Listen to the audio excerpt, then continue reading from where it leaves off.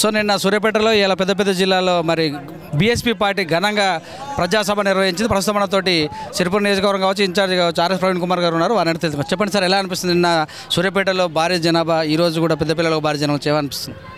ఏముందండి, తెలంగాణ జనం అంతా కూడా బహుజనం అయిపోతున్నారు. తెలంగాణ ప్రజలందరూ కూడా ఈ దోపిడీ కాంగ్రెస్ బీఆర్ఎస్ వాళ్ళ దుర్మార్గాలు వాళ్ళ దౌర్జన్యాలు భరించలేక బహుజన్ సమాజ్ పార్టీ వైపు వస్తున్నారనేది చాలా క్లియర్గా అర్థమైంది. ఇన్నాళ్ళు జరిగిన దోపిడీని గుర్తించారు, అందుకొరకు ఇలా బహుజన్ సమాజ్ పార్టీకి ఇబ్బడి ముబ్బడిగా వస్తున్నారు. భూమి పేదలకు భూమి ఇస్తా అంటారు ఆర్ఎస్ ప్రవీణ్ కుమార్ 1 ఎకరా. సో ఎలా ఇస్తారు అనే అంశం పైన క్లారిటీ ఇవ్వలేదని ఇప్పుడు ఏవైతే పోటీలో వాళ్ళు అంటారండి. క్లారిటీ ఇవ్వాల్సింది వాళ్ళ దగ్గర ఎన్ని వేల ఎకరాల భూమి బినామీ పేర్ల మీద పెట్టుకుని అవన్నీ గుంజుకొని సర్కారు భూమి అయితే పిఓటి కేటగిరీలో పెట్టుకుని దాన్ని కూడా గుంజుకొని ఒక్కొక్క పేద కుటుంబానికి బరాబర్ 1 ఎకరం భూమి ఇస్తాం.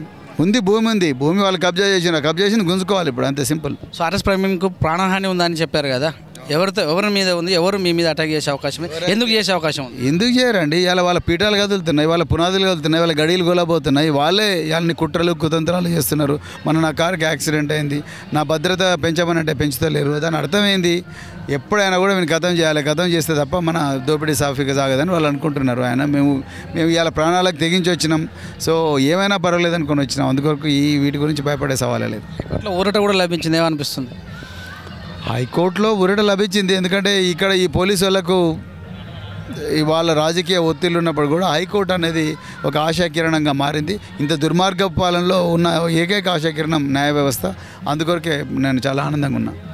ఏం చెప్పబోతున్నారు బహుజన సమాజ్ పార్టీ ప్రజలకు ఈ ఎలక్షన్ 30 తారీఖున అయ్యబోయారు?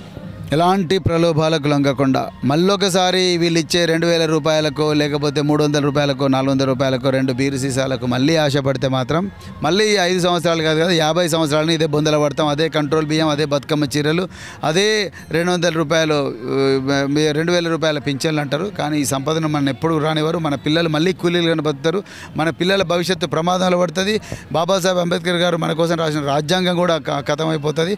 అందుకొరకే దయచేసి వీళ్ళందరికీ ఎవరికి ఓటేయకుండా కేవలం బహుజన్ సమాజ్ పార్టీ ఏను గుర్తుకే ఓటేయాలని చెప్తుంది. ఎన్ని సీట్లు ఎక్స్పెక్ట్ చేస్తున్నారు? తప్పకుండా డబుల్ డిజిట్ వస్తుంది మాకు, బరాబర్ వస్తుంది. హంగే వస్తే మీ రైట్ సైడ్ ఇచ్చే అవకాశం ఉంది మద్దతు? ఏ పార్టీ అయితే భూమిలో నిరుపేదలకు 1 ఎకరం భూమి ఇస్తుందో, 1 ఎకరం భూమి ఇస్తుందో, ఏ పార్టీ అయితే 10 లక్షల ఉద్యోగాలు సృష్టిస్తుందో, ఏ పార్టీ అయితే ప్రభుత్వ కాంట్రాక్టులను జనాభా నిష్పత్తికం పంచుతామని చెప్పి ప్రామిస్ చేస్తుందో, ఏ పార్టీ అయితే గ్రామీణ ప్రాంతాల్లో పుట్టగొడుగుల్లాగా వెలిసిన మందు షాపులు, కేసీఆర్ మందు షాపులు బంద్ చేస్తుందో, ఏ పార్టీ అయితే విదేశీ విద్యకు పెద్ద ఎత్తున ప్రోత్సహిస్తుందో, ఏ పార్టీ అయితే ప్రతి మనిషి కూడా 100 సంవత్సరాలు బతికే విధంగా చర్యలు తీసుకుంటుందో ఆ పార్టీకి సమర్థన చేస్తాం. మతతత్వం పైన మీ యొక్క ప్లాన్ ఏంది? మేము ఎట్టి పరిస్థితుల్లో కూడా ఈ తెలంగాణ రాష్ట్రాన్ని మతోన్మాద రాష్ట్రంగా మార్చనివ్వం. బరాబర్ బీజేపీకి ఇక్కడ స్థానం లేదు, ఆర్ఎస్ఎస్కి ఇక్కడ స్థానం లేదు. మతోన్మాద శక్తులన్నింటినీ కూడా పారదోలుతాం.